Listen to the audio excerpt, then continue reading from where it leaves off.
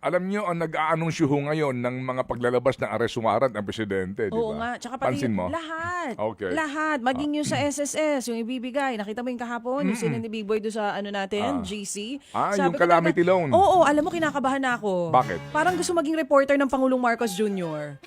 Yung trabaho dapat Alam natin mo, siya nang gumagawa eh. Direk Bakit, Joey, bakit siya pa ang Meron nag-aanunsyo? akong nakaugnayang Yung kahapon. masaya. Ang sabi ito ho, with all due respect, baka nanonood ngayon sa atin si Presidente. Sir, with all due respect, nung panahon ni Gloria Arroyo na nanganganib, parang, I think this is unprecedented na ultimo calamity loan ng SSS, ang Presidente nag-aanunsyo. Hindi ba? Parang, sabi nga, is this unprecedented or unpresidential? So ano pang next yung i-aanunsyo? GSIS loan? O pag-ibig loan? Ako hindi ako magtataka. Ewan ko lang kung sino hong mga nag-iisip ito ng mga bright boys ha. Medyo iangat nyo naman yung level na presidente. Di ba calamity loan? Ewan ko lang ha. Baka naman kayo po. Kasi ako hindi ako magtataka, Direk Joey ha, na bukas makalawa kapag wala na ho kayong i-anunsyo, pati po resulta ng loto. Hindi, ikaw naman. Ang Kasi sabihin ng presidente. Oo, paano? Opo, mga kababayan ko, ako po'y nagagalak na i-anunsyo ngayon ang winning combination. Naging host. Kasi wala na siya pa ako ng ma-anunsyo eh. trabaho. Pati resulta po ng bola ng loto, siya na mag-aanunsyo. O hawakan po yung mga ticket. Ayun naman. Mga kababayan ko, mahal ng kababayan ko. Hindi nyo ba gusto yung gano'n? Hawakan niyo po ang mga ticket po ninyo. Oo. Okay, ito po ha. Ang Oo. unang letra, 3. Pati bingo. Pangalawang letra, 24. Pangatlong numero, 36. 8. 5. Oo. Sa mga hindi po nanalo ngayon, better luck next time. Baka mag-weather update pa yan. Magulat kayo. Yung susunod na bagyo. Pero hindi malabo. Alin? Kasi nga gusto yung Na mag-aana sa loto? Hindi, ikaw naman. Hindi. Oo. Oh, hintayin mo, baka pati yung walang pasok sa gobyerno siya na mag-anunsyo. Hindi ako magugulat, di ba? Ewan ko po, sorry po Oh, kaya lahat Yung ng po masaya. pwedeng i-anunsyo, siya na Mr. nag-aanunsyo. President, sorry po sa akin lang po ito. Please, huwag kayong uto-uto sa kanila. Mr. President, sa akin naman, tuloy mo. Today, big boy. You sound so jazzy, huh? Ay, sinasabayan lang natin. Oo, yung jazzy version. And Carly Rae before that Jepsen. is Rod Stewart. Stewart. Parang skewers lang yan na barbecue And Santa Claus is coming to town. Tama, talagang paparating Ano? na. Paparating na si Santa Claus. Ha? Mauuna pa si Santa bago ang pagpapakulong sa mga kurakot. Alam nyo, no, ang pinakamalaking balita po today sa buong bayan ay ang pagkakadiskubre sa mga labi ni dating DPWH Undersecretary Cabral, mga kapatid. Ano po? Yan po ang ating pong uunahin na ibabalita sa pamamagitan po ng naging panayam ng News 5 mismo sa driver po ni Yusek Cabral. Pati kahapon, December 19, bandang 12:03 po ng madaling araw, ang 63 years old po na si DPWH o dating DPWH Undersecretary Cabral ay idineklara po na pumanaw matapos po ang pinaghihinalaan na pagkakahulog dyan po sa Buwed River sa Benguet. At narito po ang mismong panayam ng News 5 sa Opo. driver nga po ni Yusek Catalina Cabral. Gusto ko lang po liwanagin na ngayon po mga kapatid ay patuloy pong iniimbestigahan ng pulisya ng Tuba Benguet ang pangyayaring ito. Kami po ay nag-aalok ng panayam, yung daw pong kanilang hepe ay naandun pa rin sa site at patuloy umanong nag-iimbestiga. Wala pa po ditong opisyal na pahayag ang pulisya sa sinasabing dahilan po ng pagkamatay ni Yusek Catalina Cabral. Muli at ito po ang panayam ng News 5 kay Cardo Hernandez.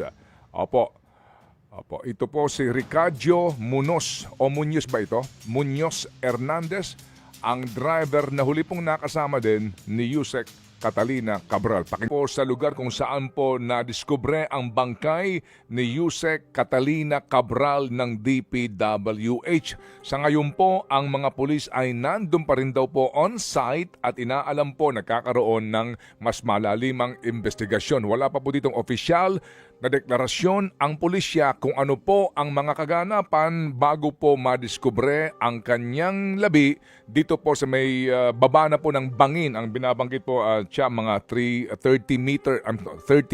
feet ang lalim po ng bangin kung saan po nadiskubre ang kanyang bangkay. Ano po, yung pong kwento po ng driver ay yung po yung kanyang mismong nasaksihan at alam hango po sa kanyang mismong personal na knowledge sa pangyayaring ito. May binabanggit siya ng mga tumalon pero ngayon po wala pa pong opisyal na pahayag ang pulisya dito sa totoong kadahilanan ayon sa kanilang pag-iimbestiga kung bakit doon po napadpad itong si dating Yusek Catalina Cabral.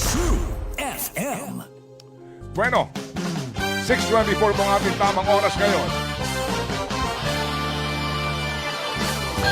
Mamaya po ating tutunghayan ang ilang pa po mga kapatid na informasyon dito po sa ginagawang investigasyon ng mga pulis sa pangyayari pong ito. Itong pinakamalaking balita ngayon. As we all know, si Yusek Cabral po ang isa sa mga persons of interest sa napakalaking iskandalong itong yumanig sa ating bansa, sa pinakamalaking iskandalo po ng korupsyon sa Pilipinas.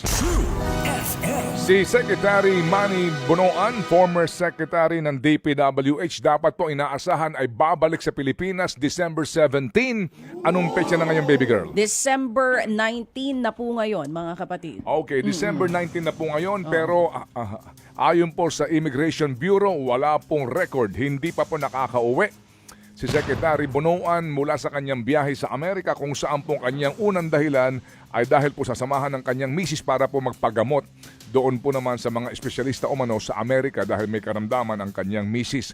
Walang impormasyon mga kapatid kung ano ho ang katwiran kung bakit hindi pa rin po siya nakakabalik dito po sa bansa. So ngayon po, ito ho muna pong ating maiiwan na informasyon habang ang iba po ay katakot-takot na mga espekulasyon at iniisip. Pero po sa akin siguro pinakamainam, hintayin natin ang official report dito ng pulisya sa magiging findings nila sa pag-aalam kung bakit po doon na-discover ang labi ni Binibining Cabral. Alright, samantala mga kapatid, huwag natin kakaligtaan, usaping budget pa rin po tayo. Budget! Dahil nga po sa pinakamalaking iskandalong ito sa ating bansa, huwag nating kaligtaan mga kapatid. Ano po ang usapin po ng korupsyon na dapat po talagang matigil na hindi man po lubusang matigil, mabawas-bawasan po ang pagiging ganid ng marami pong mandarambong sa ating pong gobyerno. Sorry po at pasintabi po sa mga mandarambong. Oo, tulog pa naman sila. Okay, today tatlong column po itong ating gusto po na i-endorse po sa inyo this morning. Sa Philippine Star, basahin po ninyo ang column ni Ma'am Ana Marie Pamintuan. It's called Reality Check. Ang kanyang titulo, sketches po ang kanyang column, Reality Check. Sa column po naman ni kaibigang Cito Beltran sa C-Talk, Maif Ipanakaw ang title po ng kanyang column. At sa column po naman ni Jaris Bondok, baby girl. Sa column po ni Kuya Jarius Bondok, dalawang option po yan. Meron in Tagalog sa Filipino Star ngayon at meron din po dito sa Philippine Star na ang mismong title po ay Transfer 52 billion pesos, Political Ayuda to PhilHealth, Doctors Propose. Okay, Transfer 52 billion, Political Ayuda to PhilHealth, Doctors Propose. Mga kapatid, itong tatlong column na ito ay may diskusyon tungkol nga po dito po sa ating proposed budget. Ang kasalukuyan din pong editorial ng Philippine Daily Inquirer kung atin po ding babasahin. Opo, kasi alam niyo maganda pong maunawaan natin to sa punto ng sinasabi na sorry po pero sa sinasabi na meron nga ako napakinggan na graft-free budget. Pinakamalinis na budget in history. Na budget, walang pork barrel. Naman. Okay, ngayon po ang editorial ng The Philippine Daily Inquirer ay just another form of pork. Kapatid, Okay? Sige, so mamaya po meron tayong diskusyon tungkol dito para lang ho natin mailatag po ito sa punto ng, again, pananaw po ng mga kababayan natin na nag-aanalisa po sa isyong ito na hindi ho tayo agad din dapat magpapadala sa mga ipinapangako na naman nila at sinasabi po nila. Ano ho ang dahilan natin? Anong katwiran natin? Basically po, it's about trust. Trust, di ba? Wag ho natin pong isang tabi yun. Hindi ho pwedeng dahil may sinasabi na si Diskaya kukulong na o may ipinangako makukulong bago magpaskong malaking isda. Ngayon po, agad-agad ka na magtitiwala na hindi sila magnanakaw. O wala silang kukupitin o kaya wala silang pagsasamantalahan. Oo. At saka pag sinabing no pork, talagang no pork. Oo. Di ba naririnig nyo ang mga kaibigan nyo, sabi diet na. Hindi naman totoong nagda-diet. Ganon din dito sa budget natin. Tama, mali. Yun ang pinakamagandang example. Sasabihin sa'yo ng friend mo, uy, ngayon 2026, no pork na ako. Tapos makikita mo na una pang lumalantak ng pork sa'yo. Ganon din po dito sa budget. Hindi porke sinabing naka-livestream, hindi porke sinabi na malinis, hindi porke sinabi na walang kupit, ayun na ang totoo. Hindi rin naman namin sinasabing may nangupit. Oo, pero ang malinaw dito, ito daw ang bagong anyo ng pork. Yan ang sinasabi ng ating mga budget watchdogs. At ang sabi nga ng iba, ang tawag dyan ay pinakuluang pork. Soft pork. Aba. Diba kapag sobrang tigas ng Ilang karne, kilo yan? pakukuluan mo. Ilang kilong soft pork ito? Anyway, sige po. So, anong pesya na ngayon ulit? Ngayon nga po ay December 19 na mga kapatid at tandaan po natin nangako po ang gobyernong ito na wala silang hindi magiging masaya ang Pasko ng mga taong ito. Aha. Di ba? Naalala mo sinabi ni Bibi? Aminin na niya. Well, yung iba ho nasa Europe na. yung iba po. Nakalabas na nga ng bansa yung iba. Yung iba nga po mga kapatid na hindi po. Anyway, so, alam nyo, talaga may Just something. another na. Yes, Ito lang. tuloy Ano mo. ako'y, alam nyo, ang nag-aanunsyo ho ngayon ng mga paglalabas ng arrest warrant ng presidente, di ba? Oo nga. Tsaka pati Pansin mo? lahat. Okay. Lahat. Maging yung sa SSS, yung ibibigay. Nakita mo yung kahapon, yung sinin ni Big Boy doon sa ano natin, GC. Yung ko calamity talaga, loan. Oo, alam mo, kinakabahan na ako. Bakit? Parang gusto maging reporter ng Pangulong Marcos Jr. Yung trabaho dapat Alam natin mo, siya nang gumagawa eh. Direct Joey, Bakit siya pa ang Meron nag-aanunsyo? akong nakaugnayang Yung kahapon. masaya. Ang sabi ito ho, with all due respect, baka nanonood ngayon sa atin si Presidente. Sir, with all due respect, nung panahon ni Gloria Arroyo na nanganganib, parang, I think this is unprecedented na ultimo calamity loan ng SSS, ang Presidente nag-aanunsyo. Hindi ba? Parang, sabi nga, is this unprecedented or unpresidential? So ano pang next yung i-aanunsyo? GSIS loan o pag-ibig loan? Ako hindi ako magtataka. Ewan ko lang kung sino mga nag-iisip ito ng mga bright boys Medyo iangat nyo naman yung level na presidente. Di ba calamity loan? Ewan ko lang baka naman kayo po. Kasi ako hindi ako magtataka, Direct Joey na bukas makalawa kapag wala na ho kayong i-anunsyo, pati po resulta ng loto. Hindi, ikaw naman. Kasi sabihin ng presidente, Oo, paano? Apo, mga kababayan ko, ako po'y nagagalak na i-anunsyo ngayon ang winning combination. Naging host. Kasi wala na siya Ano, ma-anunsyo trabaho. Pati resulta po ng bola ng loto, siya na mag-a-anunsyo. O hawakan po yung mga ticket. Ayun naman. Mga kababayan ko, mahal ng kababayan ko. Hindi nyo ba gusto yung gano'n? Hawakan niyo po ang mga ticket po ninyo. Oo. Okay, ito po Ang Oo. unang letra, 3. Pati bingo. Pangalawang letra, 24. Pangatlong numero, 36. 8. 5. Oo. Sa mga hindi po nanalo ngayon, better luck next time. Baka mag-weather update pa yan. Magulat kayo. Yung susunod na bagyo. Pero hindi malabo. Alin? Kasi nga gusto yung Na mag-aano sa loto? Hindi, ikaw naman. Hindi. Oo. Hintayin mo, baka pati yung walang pasok sa gobyerno siya na mag-anunsyo. Hindi ako magugulat, di ba? Ewan ko po, sorry po Pero Mr. President, medyo... What if sinusulit lang naman? Na alin? Yung media team. Ang ganda kaya ng video, pati yung audio, ang ganda. Sinusulit Sa calamity lang. loan? Oo. Sinusulit lang ng Pangulo yung bayad sa media team. Di ba? Kaya lahat Yung na po masaya. pwedeng i-anunsyo, siya na Mr. nag-aanunsyo. President, sorry po sa akin lang po ito. Please, huwag kayong uto-uto sa kanila. Mr. President, sa akin naman, tuloy mo. Ang alin? Para yung engagement ng Facebook mo maganda. Tuloy mo para dumami pa ang followers mo. Ayoko ng Oh, sige. gulo. Eh baka gusto niya kasi maging ano, 'di ba? Content media creator. Oo. Okay. Oo. I will. Okay, sige. Hindi sa akin lang. Ang Okay. kauna-unahang presidente na social media content creator. Ayaw niyo 'yon? Ayaw niyo ba yung ganon? Okay. Hindi gusto. Oh, sige. Oo. Pati na po STL sa Pampanga, ilabas nyo.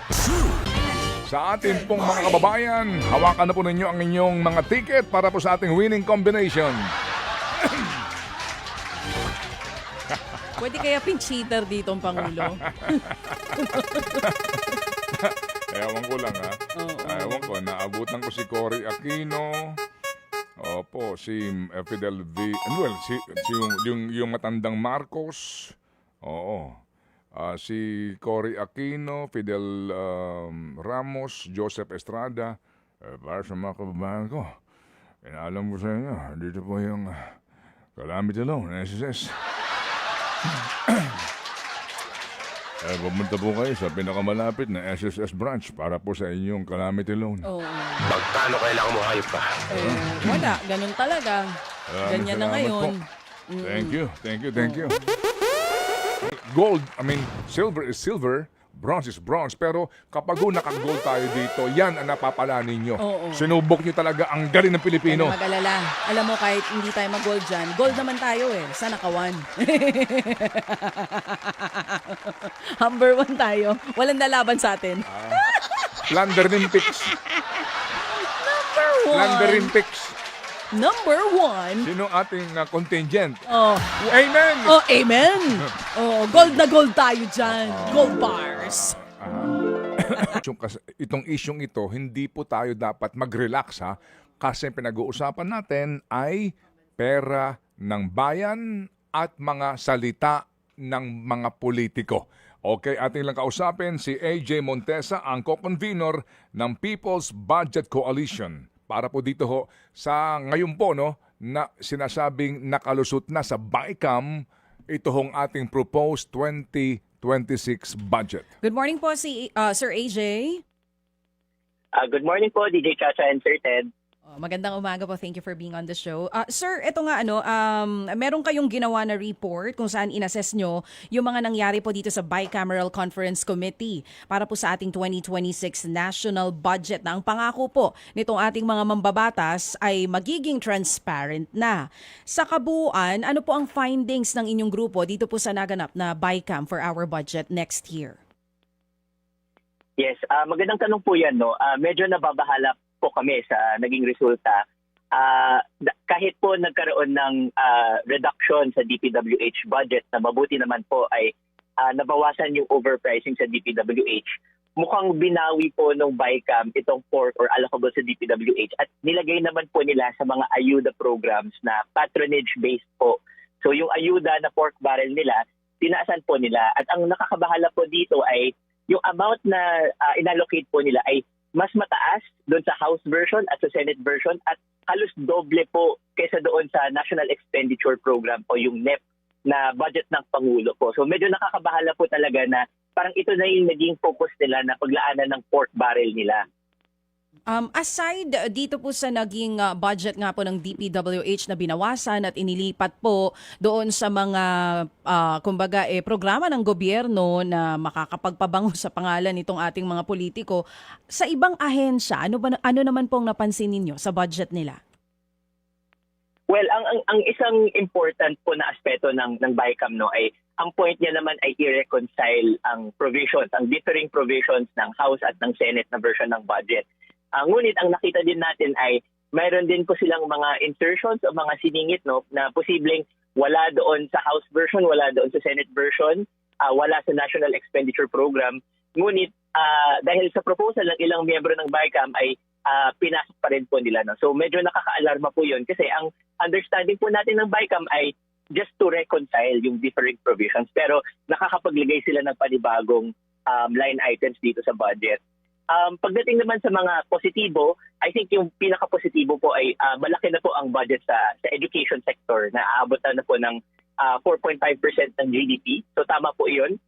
And then at the same time, yung pagdadagdag ng pondo para sa Project NOAA. Napakahalaga po ng Project NOAA para sa ating disaster response. So naglagay po sila ng 1 billion. So sana ipagpatuloy po ito. Kailangan mas evidence-based po at scientific ang planning natin sa mga flood control, for example. Oo. EJ, nabanggit mo yung DepEd budget. Pinupulaan po yan ng ibang sektor, ano? Kasi sinasabi na mababa yung implementation para sa halimbawa pagtatayo ng mga classrooms, pero ang laki nung ibinigay na budget para doon. Ano po ang reaksyon nyo tungkol doon? Well, tama po yun. Tama po yung sentimento na yun. No? Ang usapin po ng budget ay hindi lang kung gaano kalaki yung pera o yung pondo na binibigay. Mahalaga din yung pagmamonitor kung na-implement po ito. So, sayang lang kung naglagay sila ng 1 trillion dito sa education na budget, kung hindi po siya nagagastos ng tama, kung hindi na-deliver yung classrooms, edi sayang lang din. Yung pondo na yun ay natutulog lang. No? So, mahalaga na maging accountable yung mga government officials. I think yung naging response o yung tugon ni DepEd Secretary Sani Angara ay magpo-pursue sila ng mga public-private partnerships na magtayo pa ng mga classrooms. May mga sinusulong din na mga panukalang batas sa Senado like si Senator Bam Aquino na magkaroon ng classroom acceleration program, classroom building acceleration program. So mahalaga yung mga ganong reforma para mas maging mabilis pa ang implementation ng mga programang ito. Oo. So, well, base sa pagtansya ko, kayo po ay confident na sa pamumuno nitong si Angara ay, kumbaga, mapupunan yung kakulangan natin sa shortage sa classrooms? Well, I would say na he has made progress compared to his to the former DepEd Secretary na si Vice President Sara Duterte. I think si Secretary Sani Angara is more in tune with the needs of the education sector. Mas experienced po siya dito sa education sector. So, I think at this point, mukha namang positive ang steps forward dito sa education sector natin. Pero yun nga, kailangan natin bantayan po talaga ito kung mapapatupad talaga ito dahil ang laking pera na i-allocate dito sa education sector. May binabanggit yung ibang budget watchdog natin. Halimbawa, yung tulong-dunong program. Familiar po ba kayo dito, Sir AJ? Yes, yung tulong-dunong program po, naiba po ito sa tertiary education subsidy. So ang target po talaga nito ay yung mga college students. No? So may existing na tertiary education subsidy para po ito sa mga pinakamahihirap na college students. Usually po ang mga 4Ps beneficiary na graduate na sa 4Ps at mag-aaral na po yung mga anak nila sa college education. Yung tulong-dunong, ang intent niya ay para sa mga families na below 400,000 ang income. Ang problema po na nakita namin ay wala po talaga ang tulong-dunong sa National Expenditure Program. So hindi po talaga ito pre-propose ng CHED. Ang nasisingit po nito ay yung House of Representatives dahil nagagamit ito bilang ayuda program. Ang congressman ang pwedeng mamahagi ng funds mula sa tulong-dunong program. So kahit maganda yung intention niya, dahil na gagamit siya ng politiko, parang pork barrel na din po yan. Sa pagbabantay nyo po, magkano ulit yung inalat nila for tulong-dunong program? Kasi nga po, yun nga parang form siya ng MAIFI pero nasa under naman po siya ng CHED. Yes, correct po. So, sa National Expenditure Program, yung budget ng Pangulo ng Ehekutibo, zero po dapat ang budget para sa tulong-tulong. Pero dito sa BICAM, mahigit 2 billion po ang i-allocate po nila dito sa tulong-dunong program. Sa pag-aaral nyo po at pagbabantay, kumusta yung implementation nito over the past years? Is it effective o tila ba ito ay parang maifip din ang nagbebenepisyo lang ay yung mga politiko natin? Well, in a way nga, systemic nga yung problem, no? Maaring maganda yung intention na magbigay ng scholarship sa mga mahihirap, lalo na yung mga near poor na not necessarily ay mahirap talaga pero near the poverty line po sila. So, maganda naman yung intention na gano'n. Ang problem ay yung design ng programa na dumadaan pa sa politiko, nagpapabango ang politiko.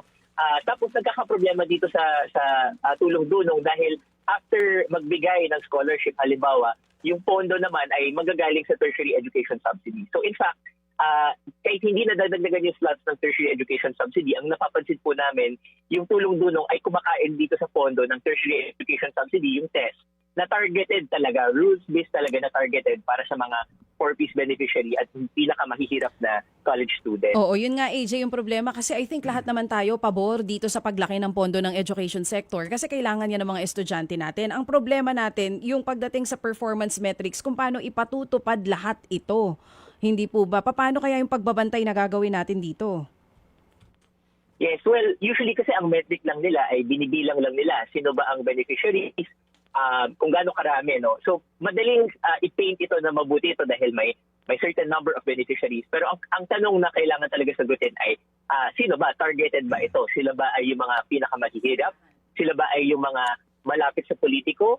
Yung pag-distribute ba nito, yung pag-allocate ba nito ay nakabase sa political, kung sino yung malapit sa speaker, kung sino yung malakas na kapit, no? Oo. So yun yung isang kailangan natin i-avoid. Oo, AJ kasi 'di ba yung listahan nga halimbawa ng AIX, yung mga nabibigyan ng tulong ng DSWD, even yung mga natutulungan ng MAIFIP, medyo questionable para sa ilan. Ito kayang listahan na ito ng CHED for tulong dunong and even yung mga nabibigyan natin na para dun sa isang programa pa naman ng DepEd for Senior High School, yung voucher program natin. Is it high time para i-publish na ito ng DepEd at ng CHED para makita natin kung gaano ka-transparent, kung kanino talaga napupunta o mapupunta yung pondo at kung saang region pinakamalaki? Kasi halimbawa for tulong dunong, if it's 2 billion, saan pinakamalaking part ng Pilipinas na pupunta yan? Yes, that's correct. Actually, ang panawagan namin sa simula pa lang ay magkaroon ng full transparency, magkaroon ng open beneficiary list, no? Dahil kapag hindi nakikita ng taong bayan kung sino ba dapat yung entitled sa mga scholarships, kung sino ang entitled sa financial assistance, doon pumapasok yung discretion ng politiko or yung mga local official. Dahil hindi nila nakikita yung kumpletong listahan, edi pwedeng itago yun ng politiko, pwede nilang i-decide na okay, hindi na namin i-distribute ito dito sa mga taong ito, ibibigay namin sa mga pabor sa amin, yung mga bumoboto sa amin, no? Because wala ngang published na list. So actually, beneficial ito for everyone because if you see your name on the list, Yes. you know that you are entitled to the financial assistance. That's good. Tama. Good point. Maganda for the scholars. Maganda rin para sa DepEd Secretary na makikita talaga na very transparent sila kung sino binibigyan ng mga pondong ito. AJ, sabi mo, matagal nyo ng panawagan ito. But right now, meron bang konkretong hakbang o planong inyong grupo para sumulat talaga sa tanggapan ng CHED at ng DepEd para magkaroon, ma-publish itong listahan na ito? Well, definitely, mag-engage po kami sa proseso ng monitoring ng budget, ng pag-implement ng budget. Hindi lang po ito kasi sa issue ng education, yung CHED na bine-mention. Yung buong ayuda program ng MAIFIP, ng AIX, yung mga TUPAD, yung mga ayuda assistance na ito, kailangan talaga buksan ang implementation na ito at kailangan ma-monitor. No? Ang naging problema nga ay dito sa budget ay dinoble pa nila, pinalaki pa nila ng 120 billion ang amounts dito, dagdag pa dun sa National Expenditure Program. So ang role talaga, ang kailangan natin gampanan bilang mga mamamayan ay bantayan kung paano ba ma-implement ito. Kasi sinasabi nila na wala ng korupsyon, wala ng pork dito sa budget. Kung pinalaki nga nila itong ayuda programs, kailangan natin bantayan ng mabuti yung implementation nito. Oo. AJ, yung sinabi mo, no, ang binabanggit ng mga senador, congressman na wala ng pork sa budget na ito. Pwede bang pakiklaro lang yon para lang natin mailinaw kung bakit natin, kung ano dapat nating ituring dito sa mga lump sum appropriations ito actually, no? Sabi mo nga, Yes. itong MAIF, sa AIX mga kapatid, at saka yung MAIF, lumalabas dito, ang total nito, 115.5 billion na. Oo. Ano ang turing natin dito? Well, magandang tanong po yan. Ang traditional po kasi na definition ng pork barrel ay nakatutok lamang sa legal na structure ng PIDA or yung Priority Development Assistance Fund na na-abolish dati, no? Ito po ay lump sum, discretionary at may mga post-enactment influence ng mga legislator at politiko. Pero para sa amin po, hindi lang dapat legalistic ang pagsusuri dito sa pork. Ano ba ang mas makabuluhang tanong?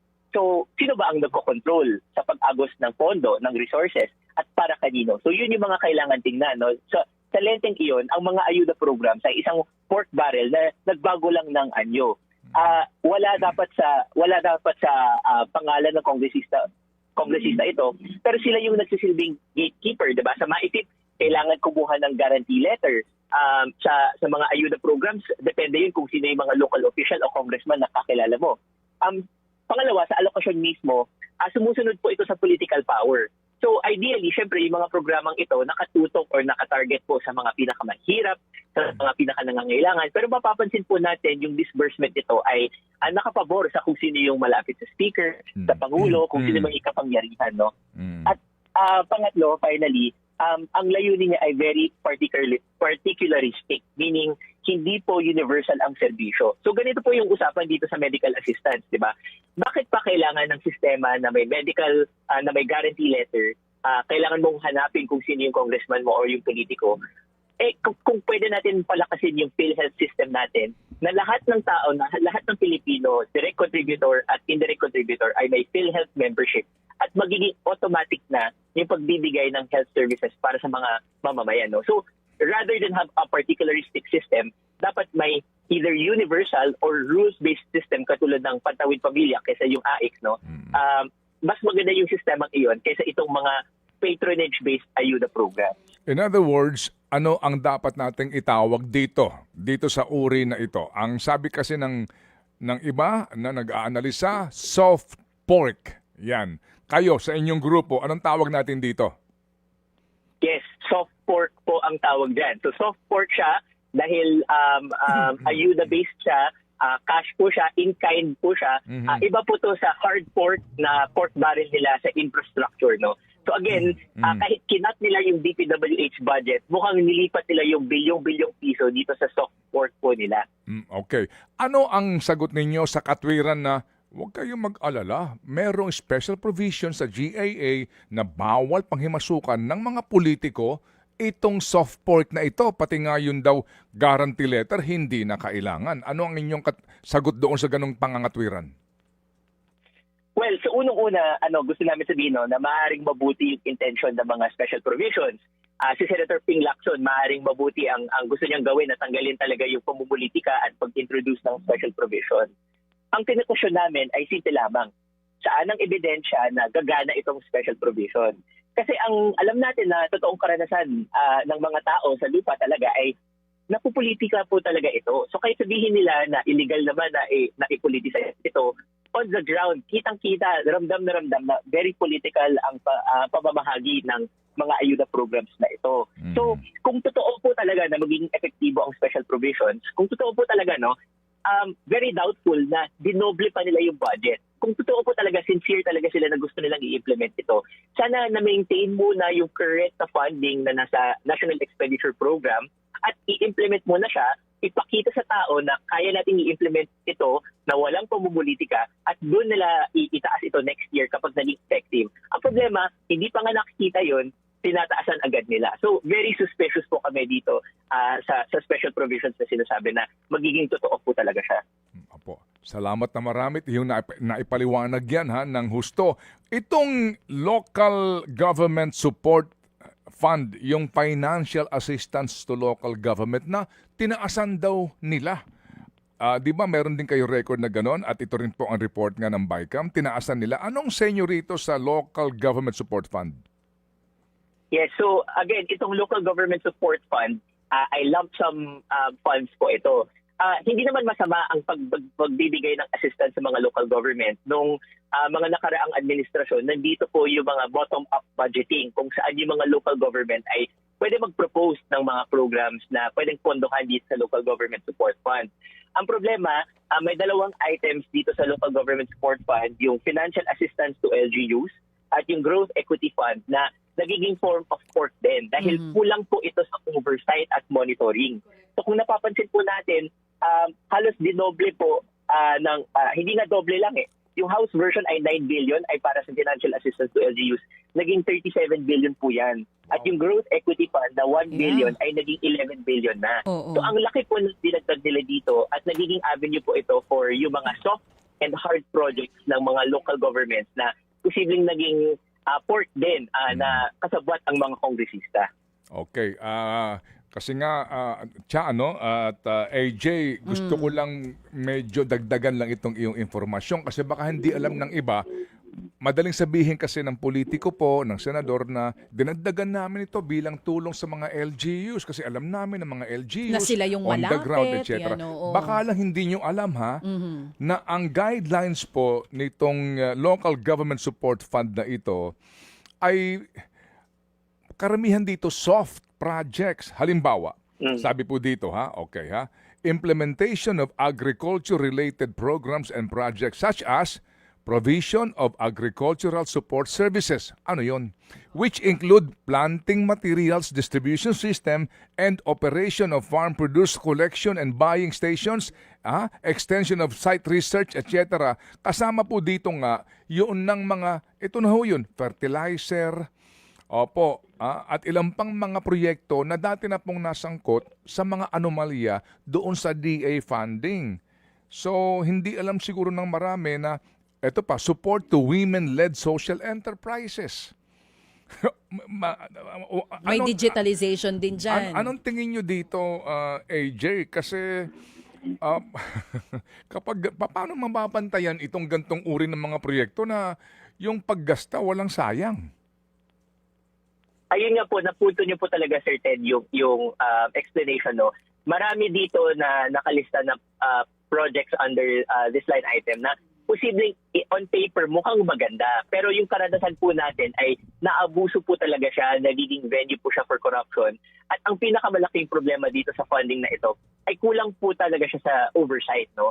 Lump sum siya, pag binigay na po siya sa LGU, hindi na siya namomonitor ng maayos. Kaya malaki talaga ang room for abuse, for corruption, for discretion. And again, yung sistema ng politika dito ay binibigay talaga siya sa mga politiko na mas malapit ang kapangyarihan sa speaker, which is very problematic. Imbis na targeted siya sa mga pinaka-nangangailangan na LGU, nagiging tool ulit siya for political patronage na naman. Sa panghuli, unprogram appropriations, ang program funds, ang ipinapangako nabugbog tayo sa pangako na hindi kami papayag. Basta sa amin, walang unprogram appropriations ngayon, etc., etc. Pero, tumaas pa. Tama ba ito? 243 billion ang inilagay ngayon sa unprogram appropriations, AJ? Opo. Dito po medyo nadismaya po talaga kami sa Senate BICAM dahil nung una sinabi po ng Senado na marami sa kanila ang bukas na tanggalin, i-zero po talaga yung unprogrammed appropriations. Kung naalala niyo po yung Supreme Court ruling dito sa PhilHealth, may mga separate na opinion. So hindi pa ito yung ruling, no? Pero nag-opine po yung mga Supreme Court Justice na may constitutionality issues po talaga itong unprogrammed appropriations. Dahil nga nag-allow siya ng spending na bukod doon sa regular program budget. No? So napapatanong sila kung constitutional ba talaga ito. And sa tingin po namin, merong constitutionality issues talaga dito sa unprogrammed appropriations. In the past po, ang ginagawa nila, pwede sila mag-insert dito ng mga flood control projects, na mga items na mababa ulit yung oversight, mababa ulit yung accountability. So, susceptible na naman sa corruption. Kaya, para sa amin, kailangan i-zero out ito. Again, dahil sa trust issues natin sa budget in the past 3 or 4 years, no, lalo na, dahil sa mga red flags na ito at yung unprogrammed appropriations ay naging paraan para isingit itong mga red flags na ito, kailangan i-zero out ito, kailangan linisin nila ito at kailangan nilang patunayan na kaya nilang tumupad sa isang budget na malinis at walang korupsyon talaga.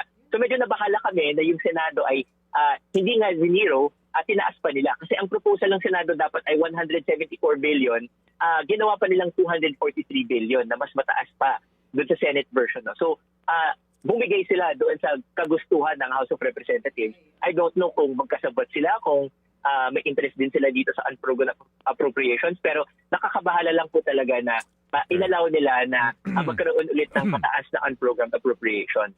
Okay, so AJ, sa nakikinig ngayon na ang sinasabi sa mga nagkokomento sa naging mga kalakaran at desisyon at usapan sa BICAM at itong ang kanilang final version po ng BICAM report na ito na mga itong inyong mga komentong ito walang basis, unnecessary, unfair, etc. Oo. Na para bagang ang sinasabi nga nila dapat palakpakan nga natin tong mga chairman ng Committee on Finance in the Senate, Committee on Appropriations in the House sa kanilang ginawang pagsasakripisyo para magkaroon ng pinaka-transparent, graft-free na pambansang budget. Ano ang sagot doon, AJ? Nako Sir Ted, malaki din ang sakripisyo ng taong bayan dito. No? Tayo po yung nagbabayad ng buwis para mapondohan itong mga programang ito. Kaya karapatan natin na mag-demand ng mas mataas na standard pagdating sa integrity, pagdating sa transparency. At kung sila po ay nagtrabaho noong panahon ng BICAM, kami din po, nagising po kami sa panahon na nag-livestream po sila. Sinusuri po namin yun. Kaya kami po din na-alarm nga kami na kapag pinapost yung BICAM, kapag pinapost nila yung livestream at nag-uusap sila sa gilid. No?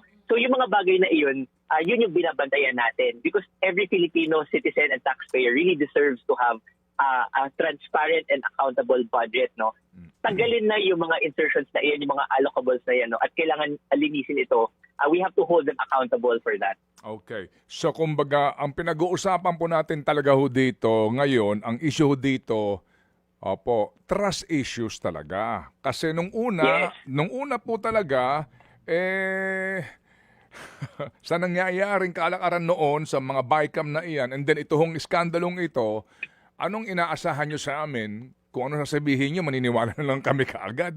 So talaga ho dito, AJ, nagkakaisa tayo, ang bayan, na dito po, obligasyon ng bayan na bantayan po ito at huwag agad-agad magtitiwala. Correct.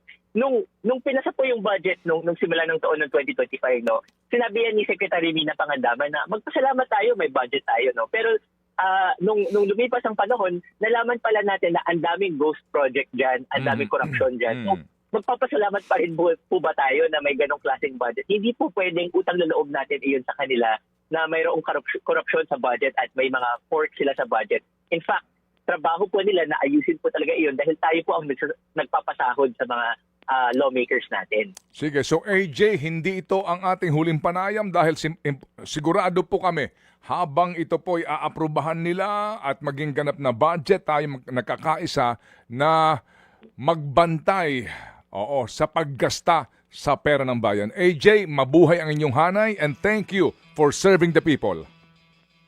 Maraming salamat po Sir Ted at DJ Chacha. Magandang umaga po. People's Budget Coalition po ko convener AJ Montes. Ito lang kasi may importante tayong panayam. Sana po kayo po'y tumutok pa rin sa pag-uusapan natin. Edukasyon po naman ito, no? Yung resulta po ng pinakahuling pag-aaral. Ito lang muna. Mamaya, girl, babalikan natin to ng masinsinan. At ako po'y humihingi na po ng pangunawa sa mga baka po hindi magustuhan tong ating mga diskusyon na ito. Kasi una, no? Sige po, tayo nagpapasalamat, nagpuyat, kahit na ho, bakasyon. Sino ba ho ang may bakasyon actually ng mas marami, di ba? Opo, yan ho ang kapalit ng mga pangyayaring ito. May trust issues po tayo, hindi po ba? And huwag niyo sabihin na sa halip na, magpasalamat kay hindi po mawalang galang lang. 3 column today, again ang akin pong i-endorse ho sa inyo. Ngayon po sa Philippine Star, under sketches ni Ma'am Ana Marie Pamintuan, ang title niyan, Reality Check. Dito ho pinag-uusapan din tong soft pork ngayon na tinuturing nila. Kasi po ipinapangalandakan, wala ng pork barrel. Hindi po, ito ang tawag nga, dito ho sa mga ayudang ito ay soft pork. Dito po kay C-Talk ni kaibigang Sito Beltran, if ipanakaw ang title nito. Ganon din po pinag-uusapan. And sa column po ni Jairus Bondok sa Gotcha, transfer 52 billion political ayuda to PhilHealth. Doctors propose. At maging sa Philippine Daily Inquirer today, ang kanila pong editorial ay nagsasabi, saan na ba ito? Ito po. Ang kanila pong editorial, ang title ho naman nito, mga kapatid, ay Just Another Form of Pork. Bago ho natin po tunghayan ang ating pong panayam, maiksi lang po itong patikim sa ating diskusyon mamaya. Girl, nang maintindihan po ninyo lalo na sa mga nagpapagal, sa mga talaga namang kung mayroong kang may sakit sa pamilya mo, hirap na hirap ka sa pagpapagamot. Eto lang po. Anong sinasabi po nila? Huwag kayong mag-alala kasi daw meron ng special provision na May special provision na inilagay daw po dyan para hindi na magamit at makaepal pa itong mga politiko na gustong sumakay dito sa mga ayuda ng gobyerno. Sige. Meron bang specific dyan? Kasi may nabasa ko one time na para specific provision na ilalagay nila eh. Pati raw po doon sa AX, di ba sinasabi? Anong sabi? Meron. Hindi rin oo. daw pwedeng... Ito Okay, yung special sige. provision. Ano Basahin sabi? ko na. Ano sabi? Oo. No incumbent, public official, electoral candidate, politician, or any of their representatives shall be allowed to present in, participate in, influence, or otherwise take part in the conduct, facilitation, or distribution of any cash assistance, nor shall any political signage, branding, paraphernalia, or activity be displayed or conducted within the distribution area. Okay, so yan ang klaro, ano? Yun na yun Ito lang mismo. po. Gusto Ito mo lang bang tanong tagalugin ko. pa natin? Ito lang tanong sige. ko. Okay, yan po ay special provision. May nakalagay ba dyan ano ang mangyayari sa politiko na hindi susunod? Aaron, may nakalagay ba? Direct Joey? Ha? Sa ating pong batas, anti-graft law, mga kapatid, ha? Klarong-klaro. Opo, sa batas po tungkol sa gawi ng mga public officials, klarong-klaro na. Ito hong pinaggagawa nila sa DPWH project. Dito sa usapan na ito, dapat totoo. Dito sa usapan na ito, makibahagi po kayo. Huwag ho tayong padadala, mga kapatid. Sorry po, nagpapasintabi ho tayo dito. Pero ito, pag-usapan natin yan na mas masinsinan pa. Nang maintindihan po ninyo, itong pinag-uusapan natin na ito. Oo. Na ang laki po ng perang inilaan nila dito po sa soft pork na ito, pero yung po mas importanteng dapat paglaanan, hindi na paglalaanan. Mga kapatid, bantayan po natin itong isyong ito. Dahil kami po muli ay nananawagan sa lahat, wag po tayong makalimot, wag po tayong bibitiw. Tuloy po ang ating kampanya para po sa accountability ng mga taong nagmalabis po sa ating tiwala sa kanila. After all, ang pinag-usapan dito ay tiwala ng bayan sa mga nanunungkulan sa pamahalaan. Ang tanong, Ano? may tiwala pa ba kayo? May choice ka ba? Wala. Mga kapatid, Ano po itong pag-aaral na ito? ano po yung Yeah. Southeast Asia Primary Learning Metrics po, mga po. At doon po sa sinasabi ni Presidente, siya ho taga-announce ngayon kung siya ho ang taga-announce kung sino na po yung may mga arrest warrant. Po, si Diskaya po daw, meron ng arrest warrant. Yung babae ito, di ba? Yung Sara babae. Diskaya. Okay. At yung nangako siya na walang Merry Christmas. At meron daw pong mga, malalaking isda. Yung pong inaabangan daw po ng marami. Sabi ho naman ng iba, wag kayo din padalos-dalos kasi baka naman yan pakitang tao lang, eventually, ma-dismiss. Pero Mr. President, kami po yung nagtatanong po lamang sa inyo this morning. Kung mamarapatin po ninyo, ha? Ang tanong ko lang, baka po sa inyo pong next vlog ay maaari nyo kami masagot. Ang tanong namin, Mr. President, asan na si Try Give Olayvar? That's a good Nasaan question. na si Sino? Maynard? Maynard? Maynard Ngu. Asan na si Adrian Bersamin. Bersamin? Alright. Ang tanong namin, ano na? Maraming salamat sa iyong mensahe. Kung totoo po Aminin na natin niya. gustong Oo. malaman po ang punot dulo nito, nasan na itong mga taong ito? Oo. Baka naman. Ako'y magbibigay naman ng mensahe kay Palace Press Officer, Attorney Claire Castro. Oy, good Yung morning Kasi po, narinig ko Good na morning, attorney. nakikinig. Attorney, may tanong si Manong Ted. Ano? Pakisabi sa Pangulo since nagpa-podcast siya, bigyan naman ako ng oras. Ako naman ang magtatanong ng mga tanong mo. Bigyan, syempre malay mo pumayag. Parating natin kay Ante Claire. Ante, Yung kung masaya. sakali Ay lang. ka mag-interview sa Ako kanya? na, may mga tanong din ako sa kanya. O yun ang uunahin kong tanong, nasaan na? Oo. Ay, di ka papayagan. O sige. Oo. Payagan nyo lang ako, Si hindi ko Attorney Claire. itatanong. Attorney Claire, Attorney Merry Claire, good Christmas, morning. Ninang. Opo, walang kakupas-kupas ang kanyang beauty. Naman, parang hindi na Yun si ang tanong ko, stress. ano ang iyong sikreto? Sa kanya, yun ang Okay, tanong mo. Kay Attorney Claire. Oo. Good morning, Attorney Beauty. Good morning. Good morning!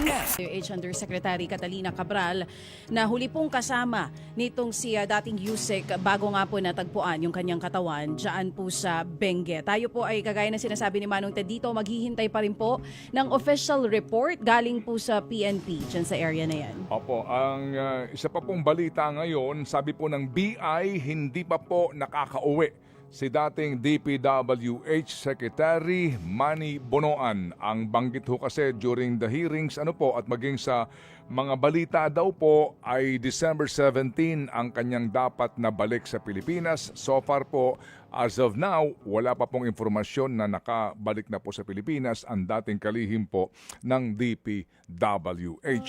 Isyu ngang ito ng pagkamatay ni Yusek Cabral. May report din po na nag-utos na ang ombudsman na agad pong masecure ang telepono at ilang pang gadgets na hawak daw po ni Binibining Cabral nang mangyari po ito. Yung kanya pong sinasabi na telepono.